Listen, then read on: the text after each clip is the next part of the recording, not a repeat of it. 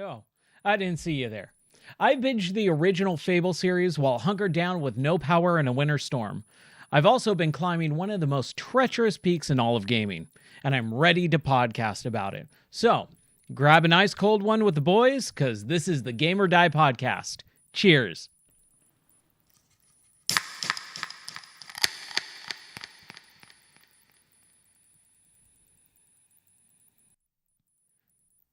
Hey, welcome in everyone to the Game or Die podcast. My name is Ryan Moore, and tonight we're going to be talking about some video games. Like I said in the intro, basically, we had a crazy winter storm here in Tennessee to the point where it knocked down power for thousands of houses for several days. We actually had no power for 6.5 days, and it sucked, mostly because it was so stinking cold. It's been in the teens at some point, very, very cold, and it just was really rough. And the worst part about it is that I wasn't able to play video games and stream them like I normally do. However, thank God for the Stream Deck and portable generators, because we were able to power our devices. We did have internet thanks to Starlink as well. But man, it was a rough couple of weeks. So, while we were kind of just not doing anything other than trying to stay alive and stay warm, basically, I decided to play the Fable series. I haven't played it since they came out. The first one on the original Xbox back in 2004, and then we got Fable 2 in 2008 on the Xbox 360, and then Fable 3, and that's kind of where I stopped playing. I know that there was like a Kinect game that was being worked on, there was Fable Legends, and a couple other like offshoots, but nothing really major. So I really only am familiar with the core main series of Fable 1, 2, and 3. And I've played all of them. I beat Fable 1, I beat Fable 2 back in the day, but I never actually finished Fable 3. For one reason or another, I just never finished it. So going back to it, it's been a real crazy journey. I also have played a game called Karen, which is a rock climbing game or a mountain climbing game. Super cool. And then we'll talk about a couple other things that I've been doing on the channel. But let's just dive right into Fable, because Fable is one of those games that holds a special place in my heart. Fable 1 came out on the original Xbox, and back in the day with Peter Molyneux, he was the head of Lionhead Studios or Games, and they were well known in the industry for quite a while, but Peter Molyneux has been kind of branded the industry liar. And I don't know why specifically, but one of those times that I do remember him being just in the news was always because he had such a lofty goals for his games. And he would always talk so passionately and so big about these games. But unfortunately, it seems like a lot of the promises he made to gamers about these games and what they would do just never came to fruition. So unfortunately, a lot of people kind of just dogpiled on him over the years. And after he left and started doing, after Lionhead Studios like got disbanded and he left, he really hasn't been in the limelight as of the last like 10, 15 years or so. So it's kind of weird because he was such a big industry leader for so long and then just kind of disappeared. But let's talk about Fable. When this game came out, I was a massive Xbox fan. And you know me, I really don't prescribe to the whole console war or anything like that. I just knew that the Xbox was the most powerful system at the time. It had the best hardware, it had the best graphics, and there was a lot of exclusive games that were like very much in my wheelhouse. Felt like they were designed for me. So I was really interested in this game when it came out, but I didn't know too much about it. I knew that choices mattered in the game, and it was very similar to BioWare's Star Wars Knights of the Old Republic, where you could be either good or a bad Jedi, right? But this kind of broke the mold open in way, way bigger ways than just being a good or bad Jedi. Your choices mattered so much in this game because every time you would do a quest, every time you would help someone or do something in the world, your alliance kind of started shifting and people would start noticing you differently, whether you were good or bad. Your choices affected your character and the world around you. And it was really, really cool. So, before we kind of get into the mechanics of the game and everything, I always like telling the story about how I got the game. Now, like I said, I wasn't really paying too much attention to the game itself, but my best friend at the time owned the game store that I ended up owning, which was called Games for You.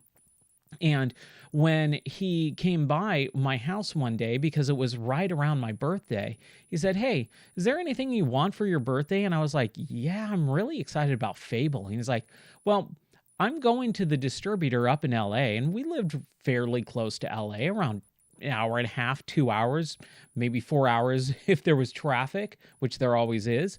But it wasn't too far away. It was an afternoon drive. So what we did is we actually hopped in the car, drove to the distributor, and basically just got the game like several days before it came out.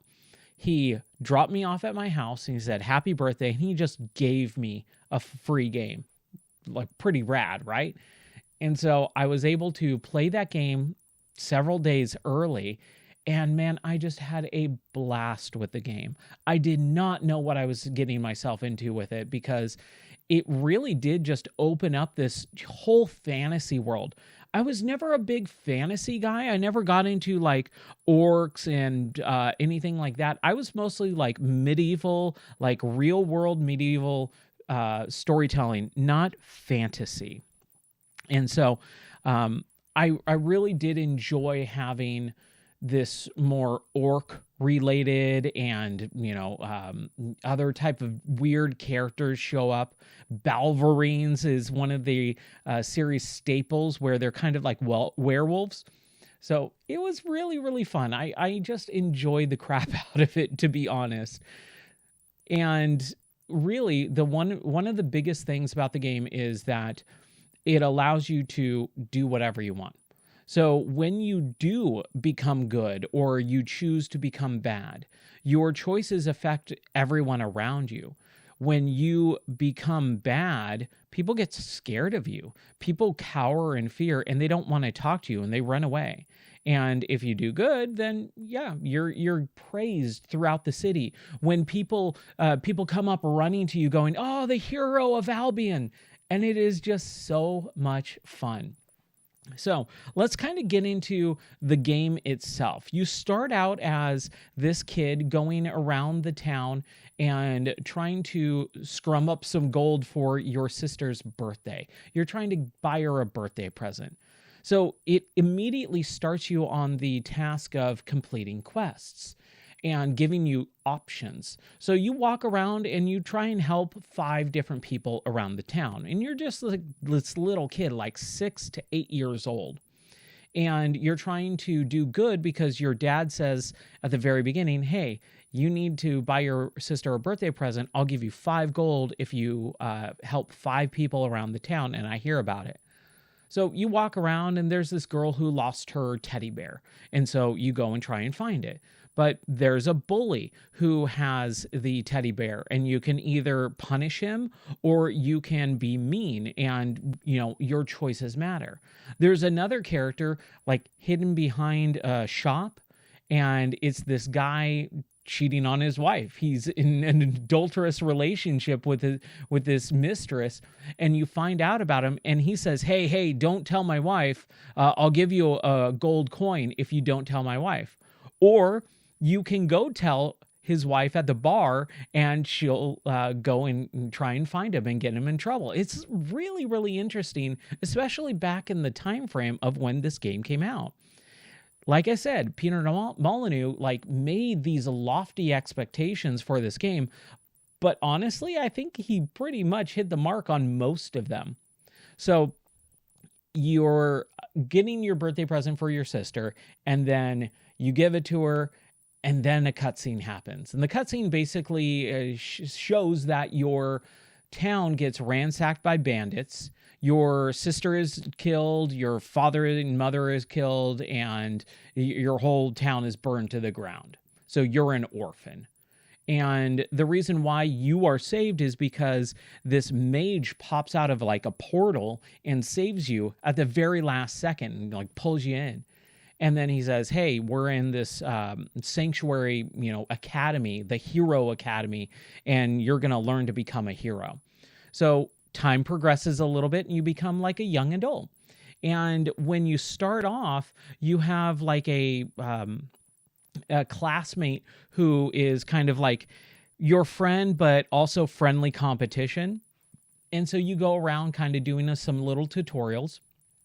And then time progresses again and you're a little bit older. Now you're about to graduate and you got to do the competition shooting. You got to do the competition melee challenges. You got to do the competition magic challenges to graduate and become a new hero for the world of Albion. And man, dude, it kind of just starts funneling you into these really fun little quests that are very linear nowadays. But when the game came out, it was huge. It was massive. And it felt like the entire world of Albion was at your fingertips and you could go wherever you want, whenever you want. But coming back to it in 2026, man, it is very linear in this first game. But it still has all those little breadcrumb pieces that allow you to see where the series went and trailing it back to its beginnings, man.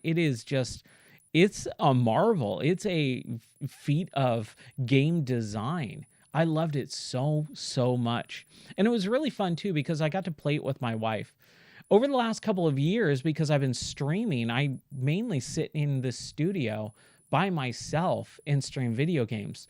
So being able to sit on the bed and just play this game with her watching was really, really fun. We haven't done that in a while. So I really enjoyed that. Now, as you progress through the story of Fable, your actions matter, like I said. So you can choose to be good, you can choose to be bad. And when you choose one of those paths, your character starts changing. And that's another big thing about the game. Your characteristics of your face are changed depending on if you use a lot of magic or not. You start seeing a lot of these lines in your face from magic use. They kind of almost look like Tron lines. Or if you suck at combat and you get hit a lot, you get battle scars all over your face, and people will start commenting, ooh, you've got a face only a mother could love. Oh man, you must really suck at fighting because you're all scarred up. And then also, if you are good or bad, you get a halo. If you are good, or if you're in Bad Alliance, you get devil horns on your head. And man, it is just so, so cool to see these little things that, dude, I don't know what game does that anymore. No game changes your appearance as you play, depending on the choices you make. And that should be like a staple of games at this point. This game is over 20 years old, and we don't have anything like it that I can think of. So I always thought that was really interesting, and it's definitely novel again compared to the modern games of our time in 2026. Now, the ending kind of came out of nowhere for me. It really did feel like I was progressing. I was kind of starting to see where the story was going, and it kind of funneled me into the end game. And I do remember the end game because it was something that, you're ultimately making a choice of saving this person or whatever, and then the credits are supposed to roll. But when we were playing it, the credits didn't roll. And I was like, what's going on here? And the reason why is because I was playing Fable Anniversary, which came out in 2014. So 10 years after the original game came out. Now, I never played the Fable Anniversary game before. I own it on Steam because I own like almost 3,000 games on Steam. So like there's just a ton of games that I've never played before. But Fable, for whatever reason, they really did this weird thing back in the day, and I miss it. We used to get what are called expansion packs, or games like DLC that were standalone. And so Fable originally came out on the Xbox. And then I think a couple years later, they added to the game in its own standalone expansion pack called The Lost Chapters. And I've owned that game multiple times. I own the original Xbox copy. I own it on Steam, but I never played through it. And the reason why is because I think I started it once, maybe in 2005 or 6 or something like that, but I never actually I never played through it. I played maybe like 15 minutes of it and then just forgot it even existed. So I was really excited to kind of try and see what was going on with this one. Fable Anniversary is basically where it's the original Fable game, all in modern, quote unquote, remastered. But it also tacks on the DLC, the expansion pack, the Lost Chapters stuff. And so I played through that and the credits didn't roll and it just sent me right into that new thing saying, hey, the bad guy that you just defeated is technically not dead. Go and do this quest to actually kill him. And I was like, wait, what? So it was really interesting to not only play this game that I beat over 20 years ago, but then have a new part of that story that I never saw and be able to fully complete the game. So that was really, really fun. And it's a fairly long game. You can do much more side questing. You can really dive deep into that game. And I don't do that most of the time. I usually stick to the main story quest and maybe a handful to 2 handfuls of side quests, depending on how good the side quests are. But one of the really cool things, and the one that I kind of just put as my main priority for a while, was the adulting part of the game where you can actually get married. And back in the day when I was a young lad, marriage was kind of like a main ultimate goal for me. And so being able to see that and do that in a video game was actually really, really cool. So I remember, trying to figure out which lady that I wanted to woo, and the mechanic of wooing a lady or the townspeople and just kind of, emoting is actually really interesting because I'm not a big fan of that in modern gaming. I think emotes, especially dance emotes, are just one of the dumbest things in all of video game history. I hate it. When you see like people playing World of Warcraft and they're all just dancing there, or you're watching people buy, thousands of dollars worth of dance emotes in Fortnite. Like, I don't want to see my character do the Carlton dance from Fresh Prince in my video game. It immediately takes me out of it, especially if you're spending money on it, right? So I despise that. But with Fable, it allows you to actually play through the game and use those emotes as a main core mechanic to do things in the game. It is not just cosmetic. And I think that's one of my biggest issues with a lot of games nowadays is that the cosmetic issue. I don't care if it looks cool. I want it to do something. And so having these emotes where you can do hero poses and you can flirt and you can belch or fart, like that is something that I would never, ever, ever care about in a game. But because they actually allow you to use it in certain ways to intimidate characters or to flirt with characters and get them to marry you, like I thought that was really cool. So my wife and I were walking around town, and then there was this one lady who kind of had a tiny little heart above her head. So I started, doing the hero pose and flirting with her. And that little heart above her head grew and grew and grew 3 sizes that day.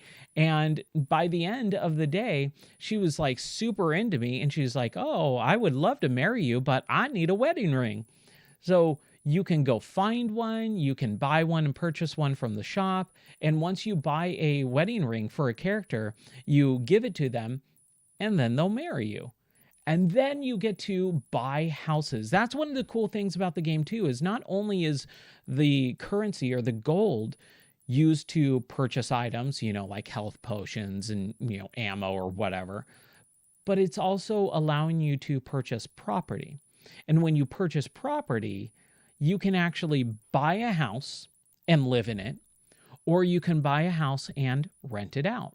And you can become like this slumlord almost, technically a landlord, but you can kind of be a jerk about it because you can actually buy a bunch of houses in town and rent them all out.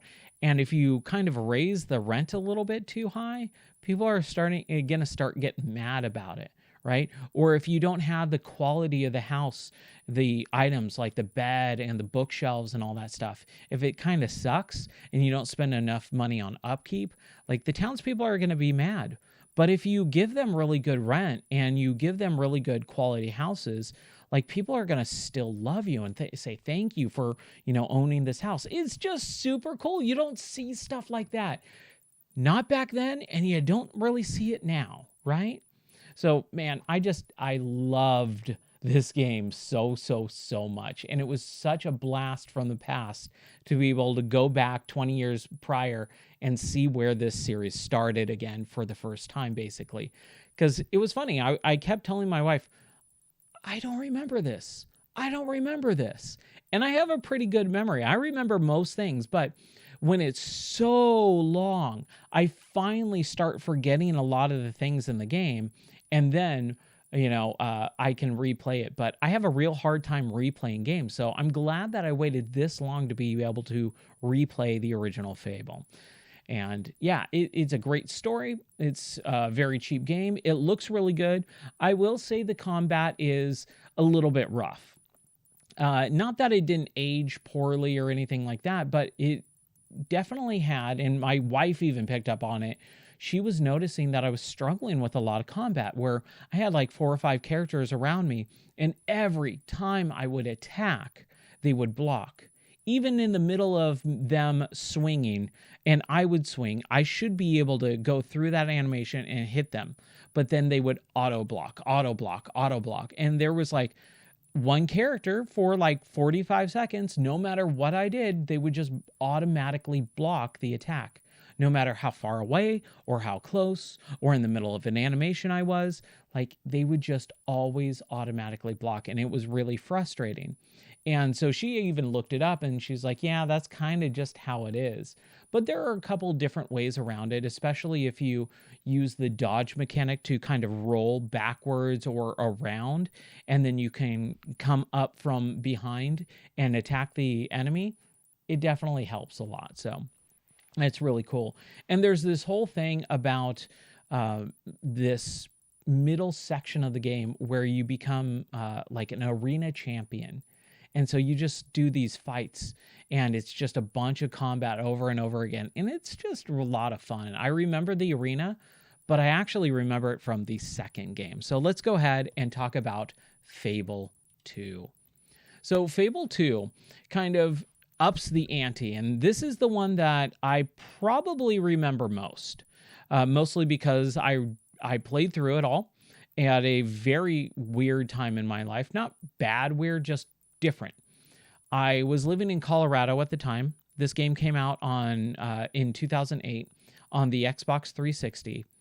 And I remember playing this game during Christmas time. I think like Christmas Eve or Christmas Day.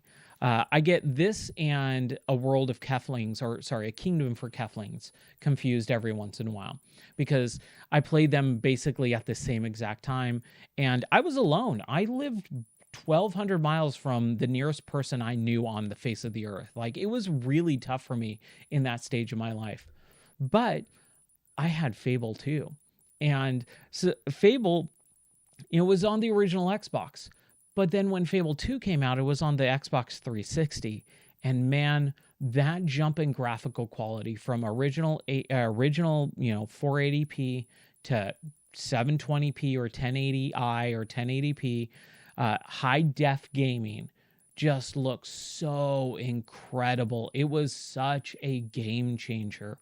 And the game itself looks phenomenal. However, I will say, it's number one, locked to the Xbox 360. I have no idea why this is such a beloved game in a beloved franchise, but it is locked to the Xbox 360, which is a 20-year-old console.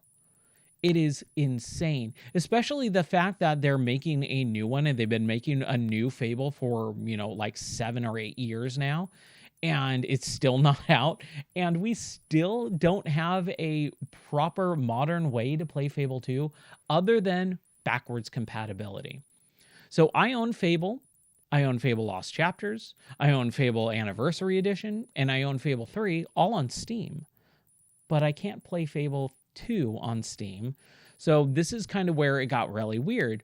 We had to load up the Xbox, download the Fable 2 game, and play Fable 2 on the Xbox Series S through backwards compatibility. And it wasn't too bad, honestly. Like, it wasn't too bad of an experience having to do that. Backwards compatibility totally works very, very fine. But it was just kind of a little bit of a bummer. The other thing, too, is that there's some DLC that I never bought. I bought the game and the DLC didn't exist when the game came out. So, like DLC does nowadays, where you have like 5 different DLC drops on day one. But this wasn't the case. Instead, it was DLC that came out like a year or two after or something like that. And I was already on to many other games by the time the DLC dropped. So I never bought it. So I was kind of bummed that I didn't want to spend like $20 on, 15-year-old DLC or whatever, or almost 20 years old. I think it came out in 2009. So, I mean, we're fairly close, at least 15 plus years of DLC. So I just didn't want to buy that. However, the game itself is phenomenal. The storytelling is ramped way up. The graphical look and capability of the game, how smoothly it runs, very little slowdown. The voice acting is top notch. There's a ton more voices, and the look of the game is really cool. However, and the movement too. The movement's very, very fluid. However, with a lot of the Xbox titles, there is this thing called bloom. And you'll know it as soon as you see it in any Xbox game. On the 360, this hardware bloom was cranked up so high on pretty much all those original series games. So you have this really bright yellow tint to pretty much everything. Everything glows with this super bright yellowish orange glow, and it's very distracting. And it also has this weird thing that was a very common thing back in the day with motion blurring, where there's this ghosting and motion blurring effect, and it just super distracted me. It actually makes the game very hard to play. I'm a PC gamer first and foremost, so I turn off motion blur and chromatic aberration and film grain and all those post-processing filters immediately whenever I start a game. That is the first thing I turn off, is all that garbage. But you can't do that on console games, which is one of the reasons why I dislike playing on consoles so much. I'll play it for exclusives, and sometimes I just have to deal with it. But man, it's so distracting. So I had a really good time with Fable 2. The storyline is really interesting because you start off again as a very young kid, and your sister and you are now together as orphans. Your parents are just straight up dead, and you are living on the streets of Albion. But you're fairly well known. And when you start going through the city at the very beginning, your character picks up this dog that, one of the bully kids are beating on. And this dog attaches itself to you and starts helping you out through the very beginning of the game. And it's really fun. Excuse me. It's really, really fun. So when I start advancing in age, there's this whole storyline about this lord of the castle, the king of Albion. I think he's the king, or he's like the ruler of the town of Bowerstone. his wife and kid die. He kind of goes into solitude. He finds out that these kids make a wish or something with this magical box and invites them to his palace. And in the middle of this palace tour, he traps them and says, your bloodline is, tainted or, should be mine or whatever. And he kills the kids, or so he thinks. He shoots the sister. And then you get to choose between a boy or a girl that as you play with. So I obviously chose a boy. And you get shot out of the window. Like you get shot and you fall out of the window and you land, on the ground, and everyone thinks you're dead, but you get saved and you become a man and you become this gypsy adventurer hero that now goes off and saves the world. And it's very similar in its storytelling mechanics and gameplay, obviously. It's a true sequel where it takes all the good stuff about the original game and then just ramps it up. The one super cool thing that I really love is the dog mechanic. Like you get this companion of this dog that goes with you throughout your life, and not only does he help you, but he attacks characters or enemies in combat, but he also finds treasure around the world. So as you're exploring, like I said, Fable 1's very linear. Fable 2, on the other hand, is much more open. And with the graphical bloom and stuff like that and motion blur, I didn't explore as much as I wanted to because it just didn't feel very good. And it was very hard for me to focus on stuff. So the more tighter knit areas with less motion blur, less bloom, really definitely were able to be easier for me to see and navigate. But when you're dealing with the dog sniffs around, and whenever you're close to some sort of buried treasure or treasure chest in the world, he'll start barking, and there's a little notification above his head, and then you can go and follow him, and you can either find the treasure chest, or he'll point to a spot on the ground and it says dig, so you can take a little shovel and start digging out. It's really, really fun. You'll find all these treasures. But I think one of the other super interesting mechanics is now you're able to do jobs. You're able to play pub games. And there was some mini games in the first game. But this one was really interesting because before the game came out, before Fable 2 came out, they released this weird Xbox Live Arcade game.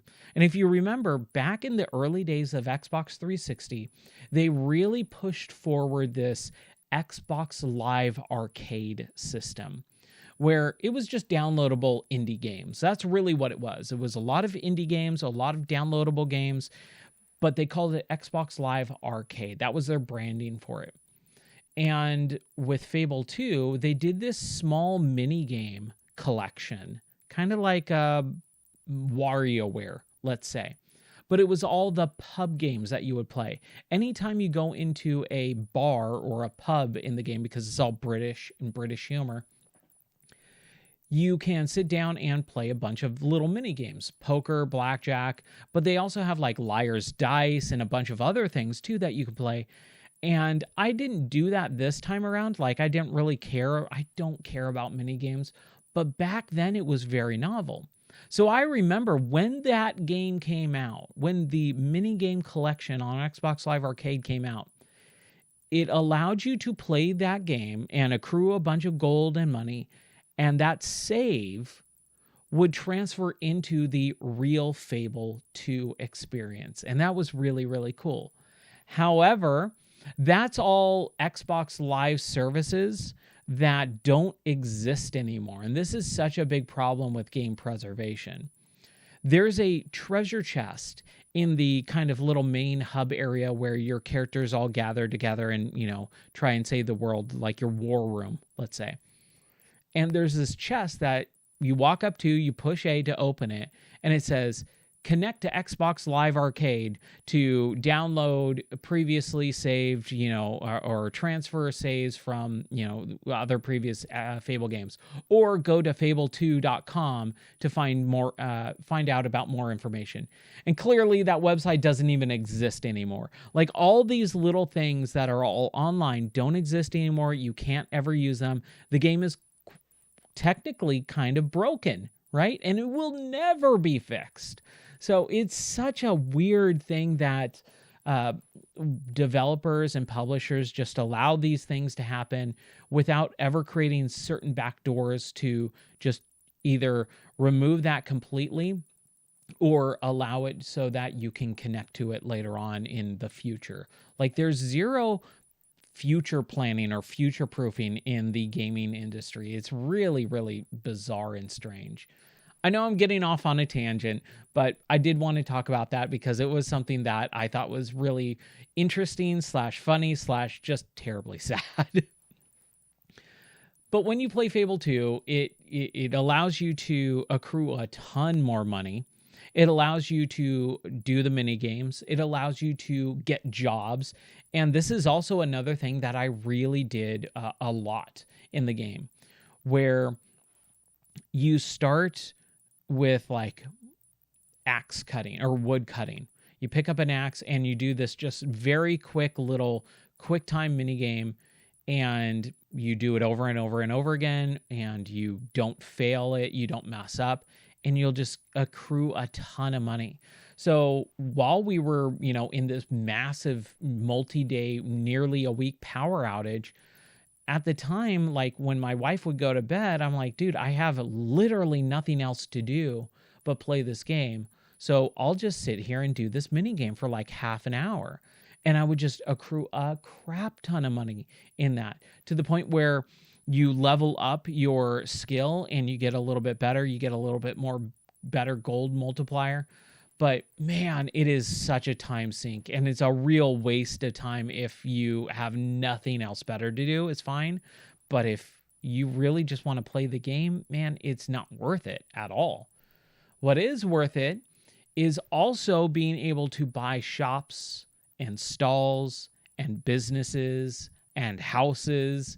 And when you do that, not only can you crank up the rent or lower the prices or crank up the prices, and people will, again, notice you, all the townspeople will notice you, but you can also turn the game off, advance time in the real world, come back to it, and you'll still continue to make money. That was another big thing about the game, is you were able to buy and purchase, like, let's say 5 houses, rent them out, and that rent should be coming every 5 minutes. You'll get, 60 gold every 5 minutes for a couple houses being rented out.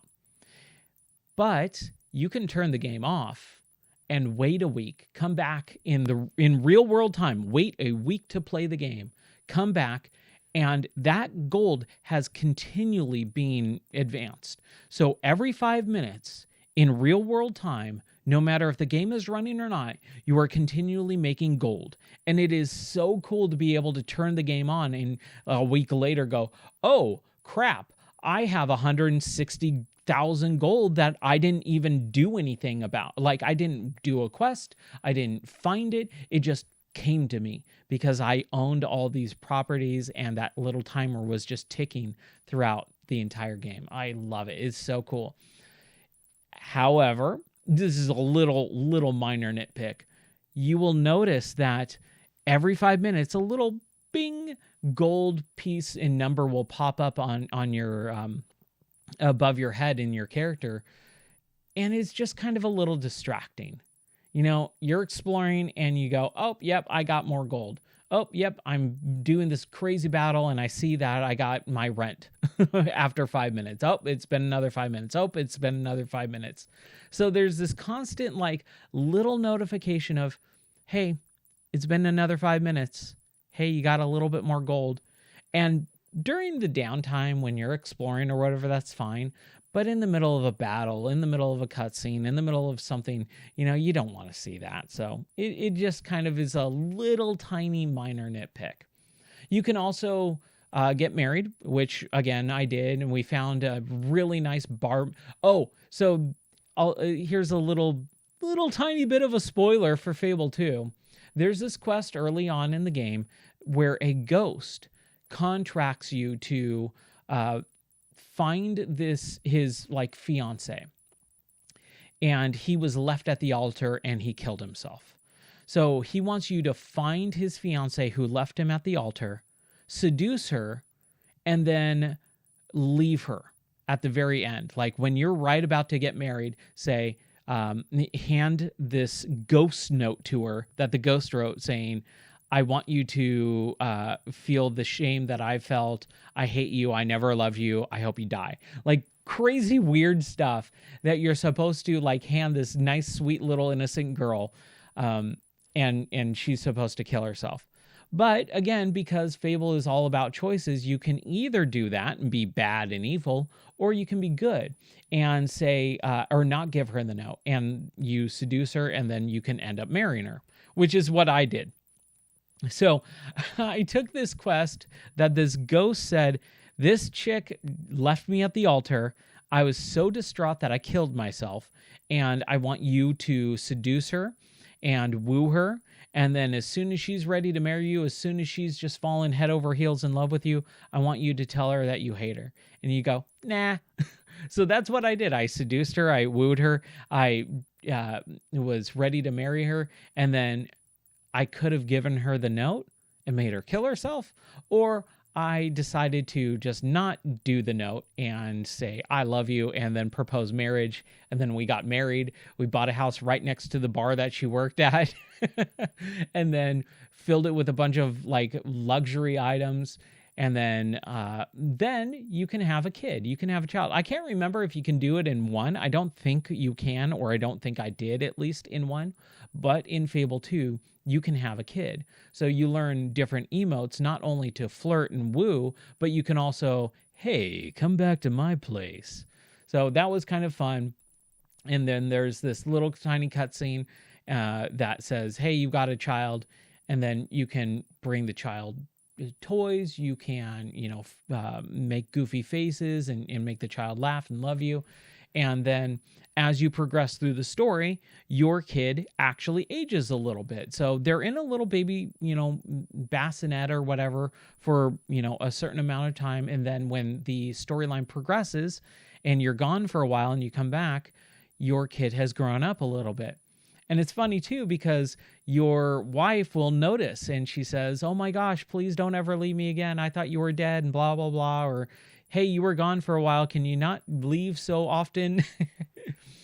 And you have to manage the relationship. And that's what I remember most fondly about that whole part of the game, is really trying to make sure that your spouse is happy.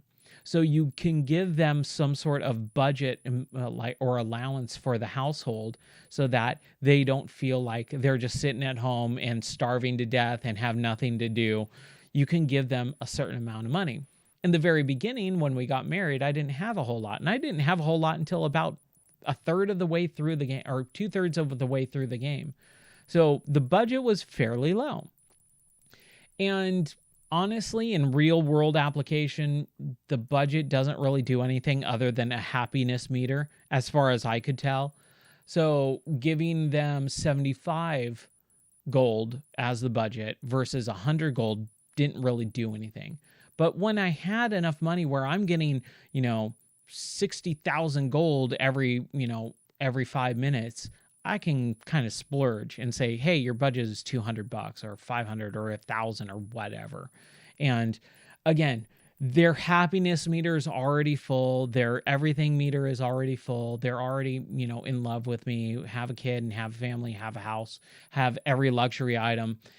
There's nowhere else to go with that. So like once you kind of max everything out, it's not really that big of a deal, but it's still cool, right? It's still a mechanic that you just do not see in video games anymore. So I really did love that.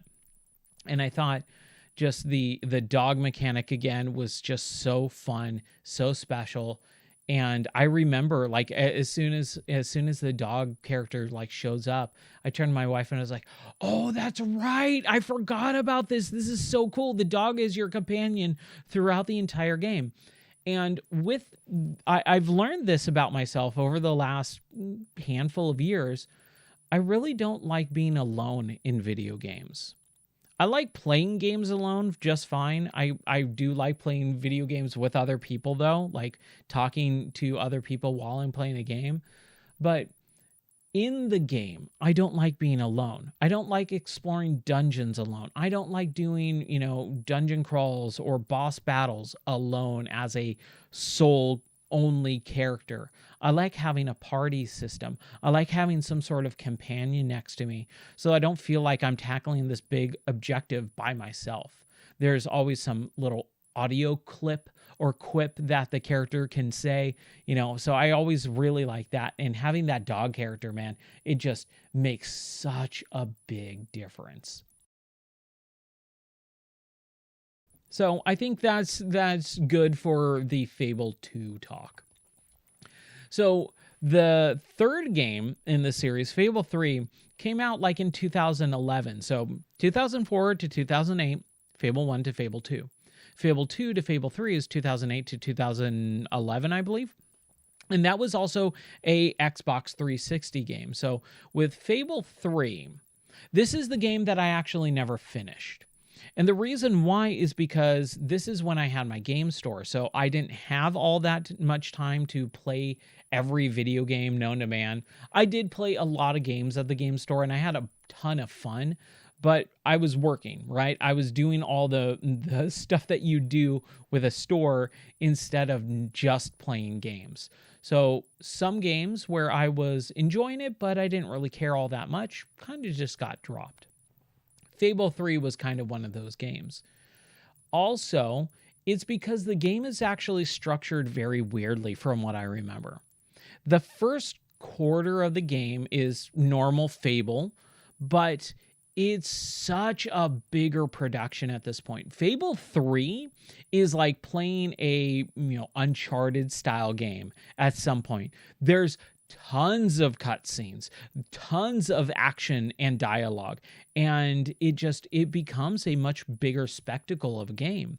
The production value is just crazy through the roof. Like even the opening cinematic, we watched it the other night, and I'm sitting there like, dude, this is like a 5 to 8 minute cutscene of just following this chicken. It's not even your character. It's just kind of introducing you to the world. And this chicken kind of getting into all this trouble. It is crazy. And you start off in the third game completely differently. In Fable 1, you're a kid hanging out with your family. In Fable 2, you're a kid hanging out with your sister, who's your only family. In Fable 3, you're an adult. You're a prince and your brother is king, and your brother is basically a dictator, horrible king that the townspeople hate. You have a girlfriend that you are in love with and she loves you immediately. Like right off the bat, this game totally is different than Fable 1 and 2.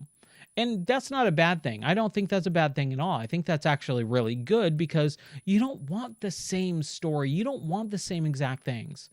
But man, do they put you in the trenches right away.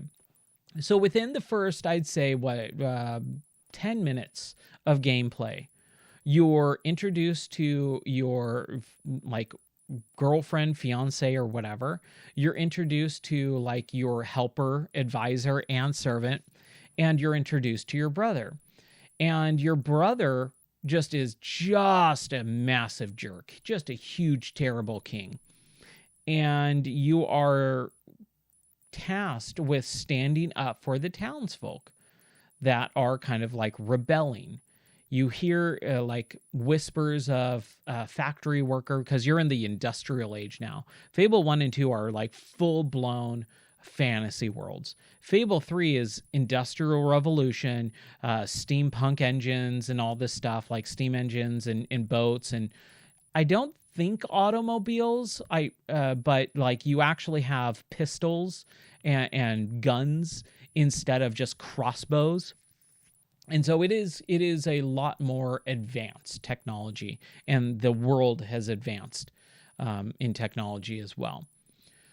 So you are standing up for the townspeople, and your king is basically saying, all right, I'm going to teach you a lesson because I'm a terrible person. It's either you got to make a decision. Either these townspeople are going to die or your girlfriend dies. Pick which one. And you're tasked with this. And this is the thing that I immediately regretted as soon as I did it, because I'm trying to play the good guy. I know that my decision is going to matter in some way or form down the line.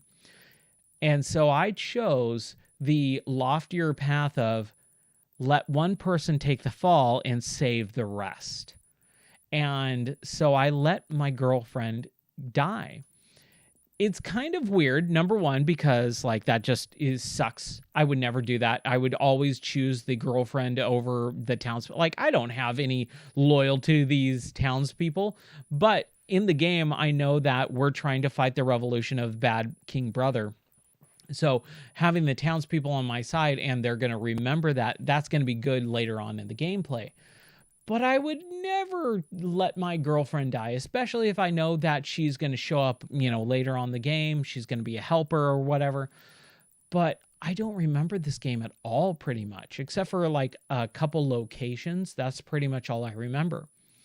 So I started playing this game. I made the decision to let my girlfriend die. And it's funny because my wife was like, oh, I can't believe you did that. And then there's no talk about it at all. For the rest of as far as I played probably about 4 hours or so of the game, and basically zero notifications, zero talking about this girl being executed. That was the love of my life or whatever. Like, I don't even know her name. It's really, really bizarre and weird, because you would think that that's kind of like a main character, or a character that's special to the main character, so they would have some sort of disappointment or regret or grief, like some sort of emotion.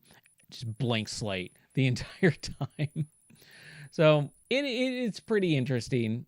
I really do enjoy it. The graphics are phenomenal, especially because this is a PC game. So I'm able to crank up the res to 4K. It looks beautiful. There's not that weird bloom or ghosting or anything like that. It looks like a nice, fairly modern-ish type of game. Older modern game. The one thing is, this was an era of PC gaming that was really terrible. This is before controller support was fully integrated. This is before Steam really took off. So you get this game was part of the Games for Windows Live experience. Games for Windows Live was in the era of Windows Vista and Windows 7 and 8. And this is where it just kind of went off the Windows. Yeah, no, this was Windows Vista era. And so with Windows Vista, man, dude, it just really ruined the whole Games for Live stuff. It's, again, that whole thing of this service doesn't exist anymore. They completely killed the servers. The game's unplayable without some sort of fix that modders had to fix. So I had to I installed the game off of Steam because I own it. I have all the DLC installed, but there's no way to activate it. So I had to go online, find some weird forum post from like 13 years ago, and download this weird, crazy file that allows me to play the game that I own and install the DLC that I already own and have it unlock and activate, quote unquote, activate. So it's like this weird, just roundabout way of being able to play the thing that I already own. And this is where a lot of people would go, that's the problem with digital. Yeah, that's the problem with network. Like, that's the problem with internet connection stuff being infused into modern games. That's not a digital versus physical attribute. So It's not that exactly. I'll just say that. The game itself is super fun.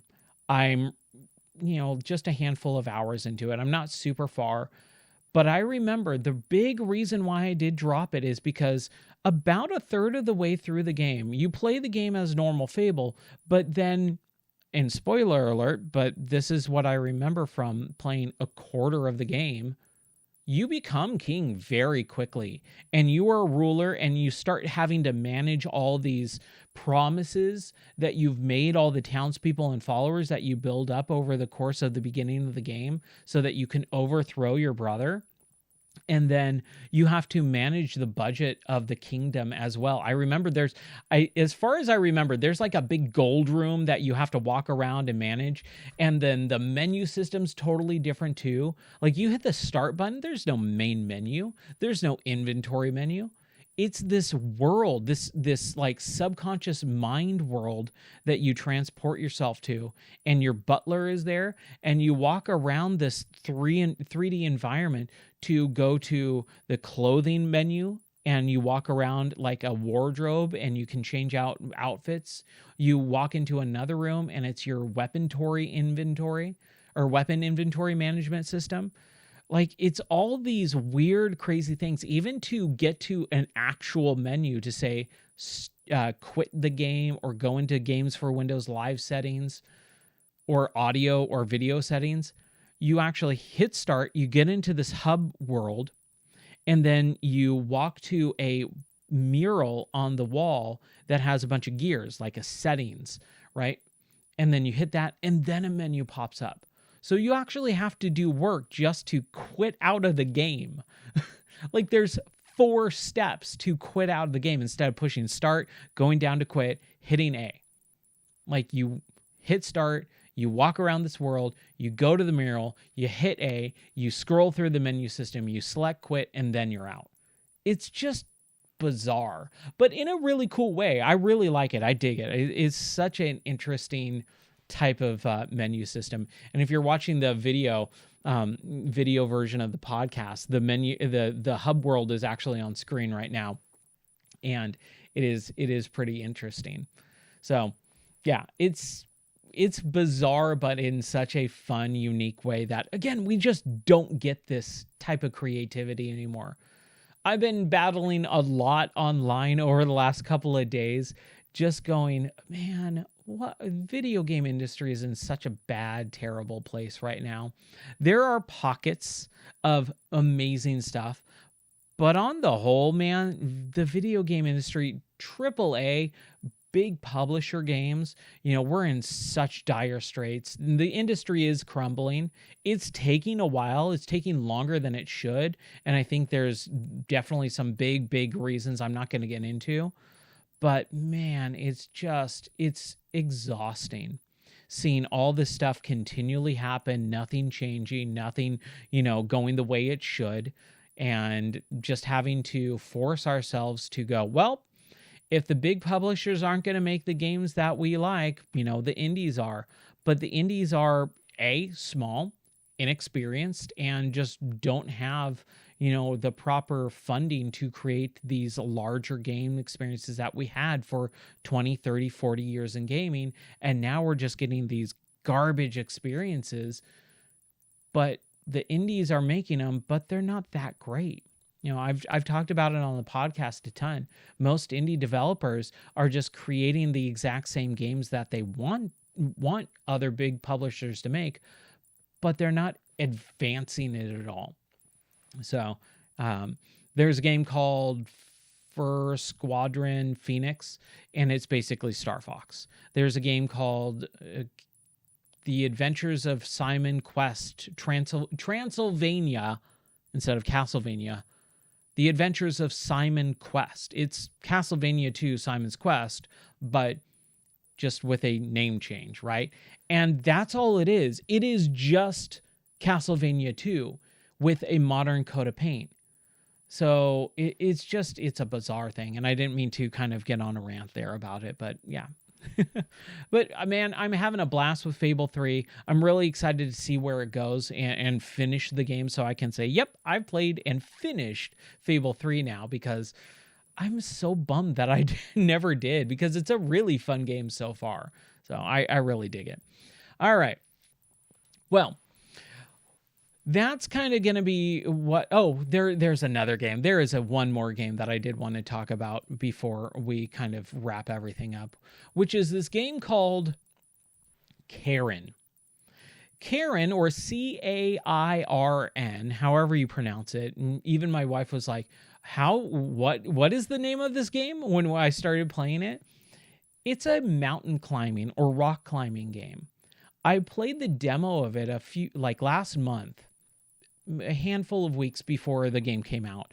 And I was like, dude, this is really cool. So I contacted the developer and started kind of seeing if I could get a copy of it. Unfortunately, I didn't. But man, this is an indie game that is going to be in the Game of the Year discussions. I'm not a big fan of declaring a Game of the Year immediately in January of the year, right? But I will definitely say this is a very unique game, a very interesting game, a very beautiful game, visually anyways, not storyline wise. But it is incredible. It's a very well-made game, and it definitely will be, if not on my list, because I don't know what the year is really going to hold, because like the last couple of years of gaming, I've been very wrong about a few things. Like I'll fully admit that I've been very wrong about last year being a dry year. 2004 was definitely a pretty dry year, most things considered. There was like a handful at the very beginning, handful at the very end. Everything else in between was garbage.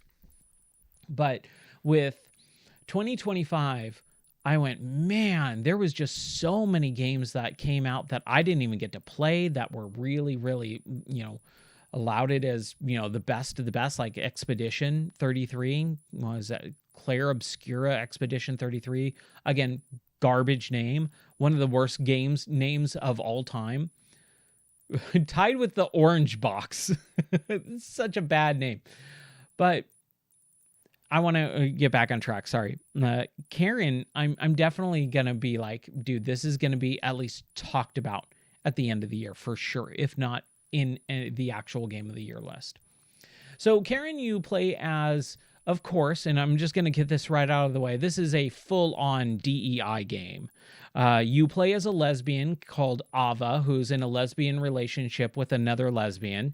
And you're a terrible person. My wife has been watching me play this game, and every time a cutscene happens where she's climbing her rock, hold on. Excuse me, I had to sneeze there. She's climbing this mountain on her own. She's completely alone. And her little climbing robot that attaches to the side of the rock and kind of feeds her a little bit of rope and pittons that she can stick in so that into the side of the mountain, so it's kind of like a rest point. The robot actually has like a messaging system and will play like little audio messages from her family and friends. And everyone's like, "Hey, happy birthday. We don't know why you're not here. Kind of sucks that you're not here, but you're out climbing that mountain. Hopefully you don't die." And then her lesbian lover is like, "Hey, I love you because we're lesbians, and just wanted to say that our cat is dying. I wish you were here for that because our cat's dying, and you really should feel bad about it because you're a terrible person." And then couple days later, "Hey, our cat died and you weren't here because you're a terrible lesbian person." It's just like, it compounds in the story because, again, you can tell this is like a, trying to make that type of person seem like a very good person, and it's the world that's against them. No, the person is terrible. Everyone is saying, "Please don't do this. Please talk to us. Please don't just go off on your own and die on a mountain. We love you. Please come back." And you're just like, "Nah, screw that. I'm going to do whatever I want." So you're just a crappy person. And I hate that because the game itself is really fun, but your main character, the character you play as, you just go, I hope you fall off the cliff and die. I hope you fall off the highest peak. I hope you get right to the very end and you just plummet all the way down the mountain, hit every branch and single splinter and rock that you possibly can, because you suck. And that's the main character that you play as. And it's just like, wow, come on, man. So it's crazy. I haven't finished it yet. I think I'm about, maybe at this point, about 2.5, 3/3 of the way there. Over halfway, but not by much. It is a really fun game. The climbing mechanics are really fun. The whole survival aspect, because you have to make sure that you consume proper food. You have to bandage yourself up. You have to make sure you have proper equipment. You have to make sure that when you get to a save point, you check the weather, and you have to hunker down during extreme weather. If you're climbing and the weather changes really badly, you got to make sure that you have some sort of precaution. It is really well done. Just the story is complete garbage because your character is complete garbage. But man, I'm having a blast with it. I will say it is very frustrating in certain points. I haven't had too much of a hard time, but there have been about 3 or 4 points in the game where I'm like, this is impossible. I've just wasted 25, 30 minutes. Like last night, we were about to go to our Bible study. We had about 45 minutes left before we needed to leave. So I'm sitting there, I'm just kind of wasting time. I'm like, hey, I'll just play Karen. So I'm sitting there playing, and I'm at the base of this like really tall cylindrical rock formation that has a ladder bridge at the very top. It should take about maybe 10 minutes to climb this thing. I can't get up maybe, I'd say 8 feet before I fall to my death. I just kept dying over and over and over and over again, because it introduces this graphite, or I can't remember what, I think it's graphite. It's this really slippery, shiny, sparkly rock formation or color in the cylindrical rock formation that you can't drill a piton into. The pitons are, again, like there's like little save points or check mark points where if you're climbing, and you're all free climbing this entire thing, if you fall, if you have a piton, you'll, latch on and it will save you from falling to your death. But if you get to that graphite part, which most of the whole section that I'm trying to climb is covered in, you just can't do anything about that. So you got to figure it out. But you have to be fast, and you have to find proper ledges, and there's like none of that. And there's a handful of sections so far in the game where I'm like, dude, I've just wasted like 45 minutes of my life on this section. I've got nowhere. I can't do anything. This sucks. So it can be very, very frustrating. It's a game you have to put down and come back to quite often, or at least I do. But it's so enjoyable. Even right now, talking about it, I'm going, man, I can't wait to go back and play it. I cannot wait to start that again, because the gameplay is so fun. The graphics are cel shaded and very beautiful. And there's a photo mode, which is really cool. And the way that you navigate it is you find like little things like throughout the world. You find a lot of dead bodies. We actually, my wife and I were coming back home this evening, and right before we got home, we were talking about Karen, and she mentioned like, yeah, what is up with all the dead bodies and stuff? That's such a weird thing. I'm like, that's kind of how mountain climbing is. Like if you watch anything about mountain climbers, or especially Everest, dead bodies are totally a real thing that you just have to walk over. Like you see someone collapse and die in the snow, you ain't bringing them back down. You're not helping them out, because at that elevation, if you try and help someone who's dying, you will probably most likely die as well. So it's like this really weird, like self-preservation thing where you have to be very selfish, and it's just weird. So I thought that was really interesting. And you do definitely come across a lot of dead bodies throughout that gameplay. It's a very weird game because there are a couple of people too that you come across, like real life people in not real life, but alive people in that game that you can actually converse with, because it's a very lonely game. You're a lone mountain rock climber lady. But there is two characters that I've come across so far. One is in this really interesting shiny rock cave where there's these crystals. It's all these really bright yellow crystals. And this digger who's got this pickaxe, he's just chopping away and he's just lost his mind. He's a very strange individual. I can't remember the game off the top of my head, but there's this one game that like does this like whole crazy person. Red Dead Redemption. When you play Red Dead Redemption and you come across strangers, that's kind of what it reminded me of. The stranger missions where you come across a stranger and they're clearly bizarre. Like they're just straight up awkward, weird, mentally ill people. But for some reason or another, you help them out. That's kind of what that reminds me of. So I came across this like crystal digger guy who wanted to like mine out this crystal cave formation and is accusing me of stealing and all this stuff. And so you kind of back away slowly, go, okay, I'm going to be leaving now. And then you also find some other crystal cave digger guys that are all dead in the bottom of a well, like an empty well pit. And you're like, I think that guy killed them, right? Like you're finding all these little notes attached to their bodies or their journals strewn throughout the level and stuff like that. And you just kind of like piece little things together. It's really, really interesting. I loved it.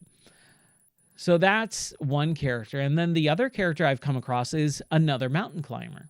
So as like about maybe an hour or so into the game, you come across this other man that he's a kind of a kid. This kid named Marco, and he's a very young person, and he's talking to you, and you're famous. Your character is famous. You're like a world famous rock climber person. You've been interviewed in rock climbing magazines since you were a kid. You were, rock climbing since you were a kid and blah, blah, blah. So you're super famous. And he's like, wow, I can't believe I'm meeting Ava. Like, this is great. And then you slowly realize he's infinitely better than you at everything.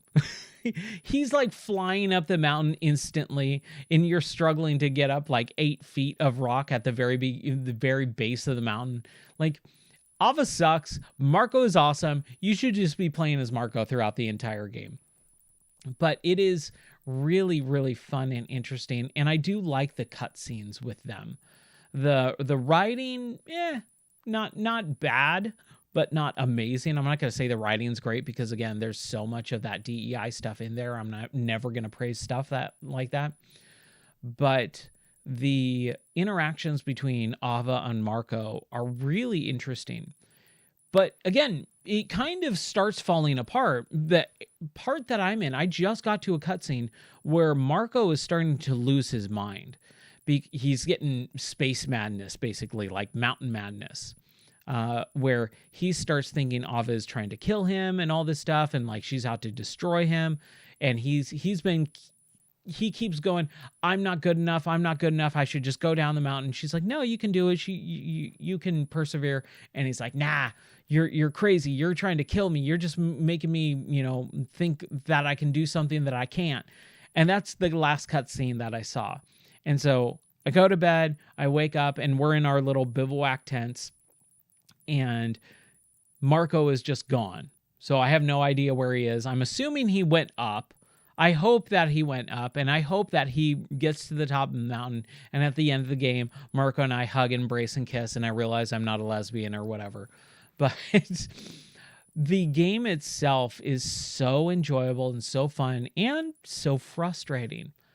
It's what a lot of people latch onto with what is the game series? Dark Souls. That whole, it's so hard, I have to overcome it, and when I overcome it, I feel amazing about it.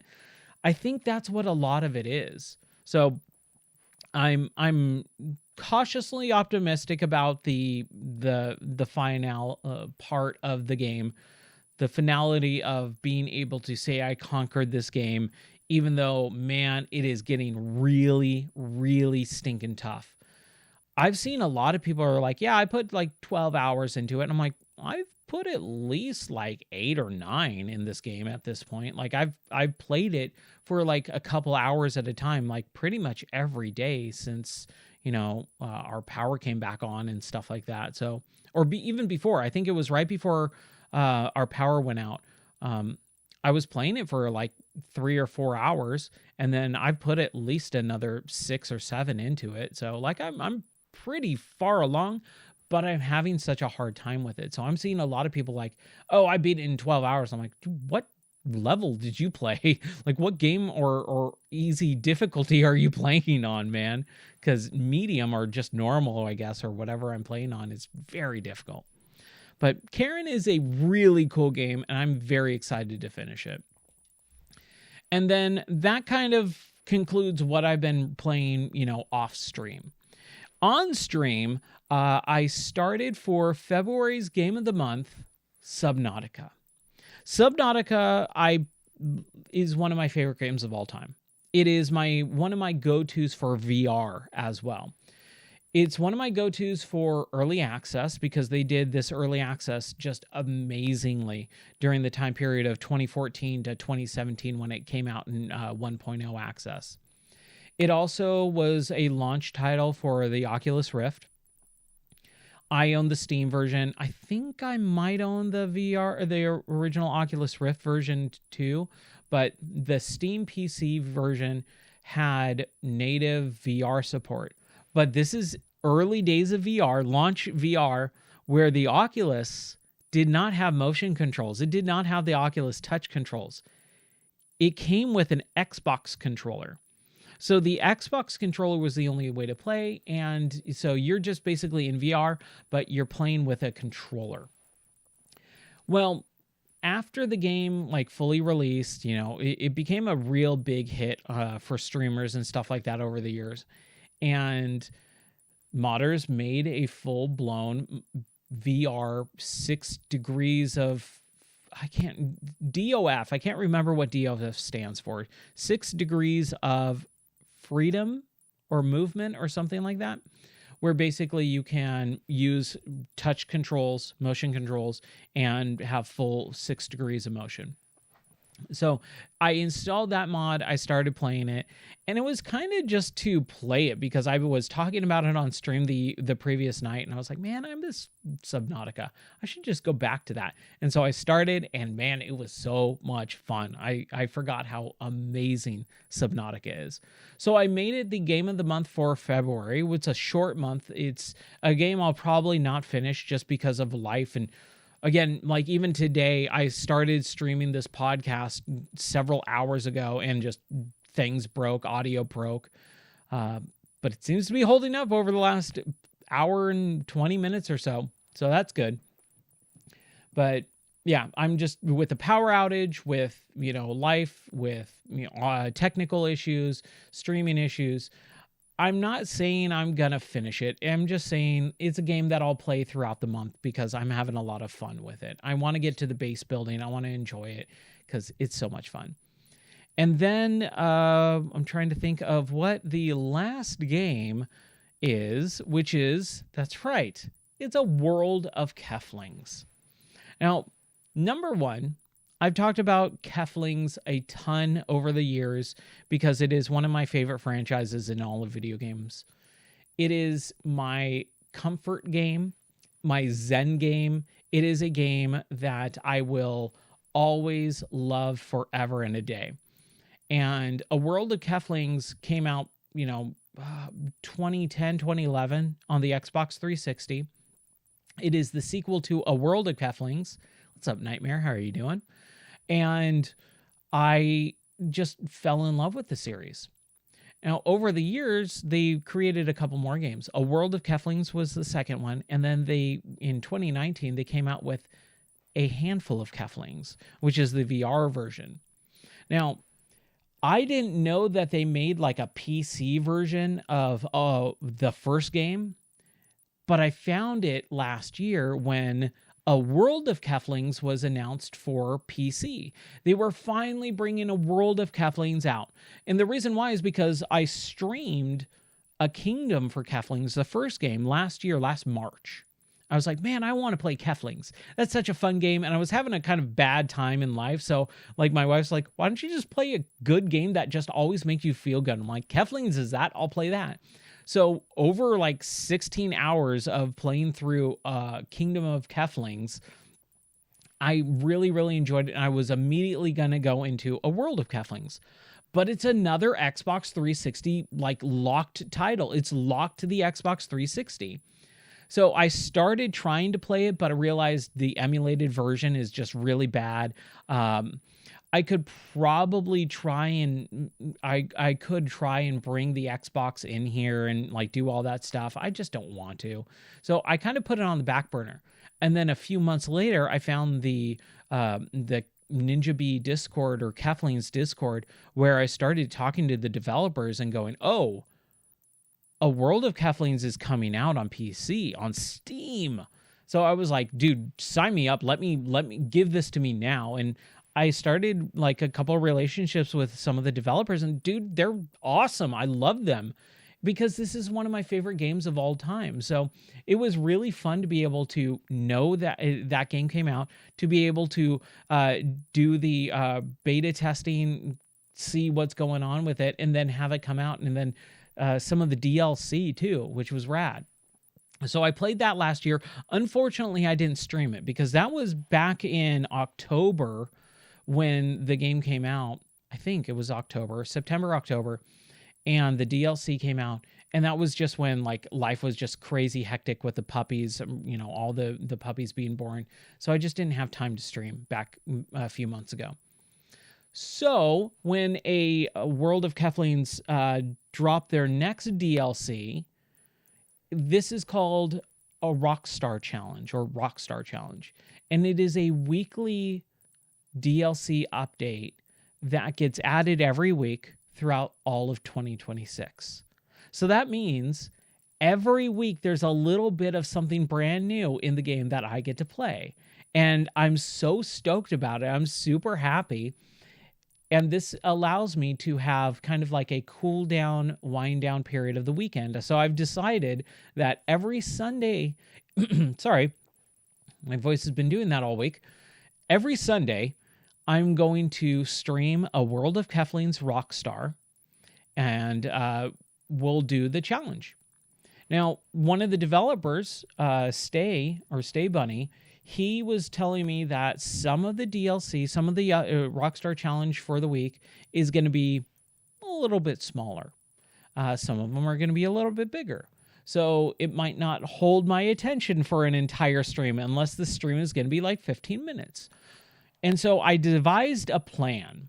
I said, all right, instead, what I'm going to do is I am going to have the Rockstar Challenge be the main focal point. And once that's done, and I feel like I've kind of done the weekly challenge, I don't want to clean up the land or anything like that. Then what I'm going to do is we're going to play a handful of Keflings, the VR version, baby. Because again, I played that when it came out. I haven't touched it since 2019. So I don't remember most of what that game is, other than it's Keflings in VR, which is like my favorite two things combined, right? It's like chocolate and peanut butter. Like that's how I feel about a handful of Keflings. And it's funny because with both of the developers that I've talked to, they're both like, no one likes a handful of Keflings. You are the only person I've ever talked to that likes a handful of Keflings.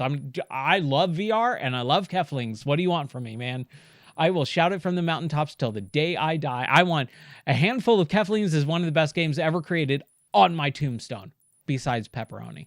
So I'm super stoked about it. I'm super excited to be able to play the Rockstar Challenge and then go into a handful of Keflings. So that's kind of going to be, that's kind of going to be the Sunday night streams, the cool down streams of the week. I think it's a fun wind down for the weekend. And then scheduling just kind of like all over the place right now. it's a real big bummer. The power outage stuff was rough. The dog stuff was rough. All the stuff that's been going on in the last, I'd say 6 to 9 months of life has just been really, really hitting me hard. But I also feel very invigorated. I was talking to my wife about this last night when we were driving home from Bible study, that I do feel invigorated in certain aspects, but there are things that I'm going to be putting on the back burner. I feel like, not that I spread myself out too thin, but I feel like the things that I'm focusing on are being spread out too thin, that are not really important enough or warrant my full amount of time that I've been devoting. So I still got to figure out some of the scheduling stuff. Streams are just right now, number one, when I feel like it. Number two, when I have time. Number three, hopefully every night. The podcast, man, I've been really, really trying hard to make it be on Sundays. Like, Sunday was always like my goal for Sunday afternoon. I'm going to record the podcast. Sunday night, we're doing Keflings. But over the course of the last literally like 3 months, every Sunday, something catastrophic happens to the point where I cannot be in here recording. Something just massively catastrophic to the point where something is broken that is unrepairable and unfixable. It's freezing to death. It's way too hot in the studio. We have to leave for like 7 hours. Like, just every Sunday, something bad happens to the point where I just cannot record the podcast. So that's why I'm recording it right now on a Friday night, because I was like, I am going to make this happen, because I even tried earlier this morning or this afternoon and just the audio stuff happened. So that was a big bummer, but looks like everything has been holding up pretty stinking good so far. I'm very, very happy. So yeah, that's kind of what the future holds for the immediate future of Game or Die. Number one, I ain't going anywhere. I'm sticking to my guns. I am going to continue streaming. I'm going to continue on the podcast. I'm going to continue writing articles and reviews. I'm going to continue with the website. All this stuff I'm going to continue doing. So I'm not going anywhere. It's just that certain things are being put on the back burner. Certain things are going to be at a slower pace, and certain things are just going to be, on hiatus right now. Like, one of the big things is I loved doing the rock band streams. The Saturday night rock band streams were super fun. Those were like 4-hour rock concerts every Saturday night, and sometimes multiple times during the week too. But just number one, viewership was just zero for like 3 months straight. And then weather and the new studio and all this stuff. So I just put that on hiatus. But like, I sit here playing by myself and I'm having a good time. Every once in a while, I'll sit and play for like half an hour and go, man, I wish I was streaming this, because it's so stinking fun. So all that stuff that maybe is on hiatus right now or on the back burner, it will come back. But I'm just kind of trying to figure out a much more doable schedule, so that I don't get frustrated by going, man, I dropped the ball. I feel like crap. I feel terrible. I feel like I'm letting everyone down, which is really the biggest thing. Is I feel like I'm letting everyone down every time I'm not streaming. Every time something, article doesn't go up, or a review for a game, or I beat a game off stream, or whatever. So yeah, it's just a whole mess of stuff. But man, I'm having a good time. I'm in a great place with video games for the most part. I've been playing a lot more than I have over the last 6 months or so, and I'm really, really enjoying what I'm playing. So yeah, that's, I think, gonna do it for tonight's podcast. Thank you guys so much for watching, listening, viewing, wherever you are on any stream. I will be starting to kind of archive these a little bit better, and also I'm going to try and focus on making sure that the viewership becomes a little bit bigger. We need the community to grow. So number one, if you are a fan of the website or a fan of the channel, please share it.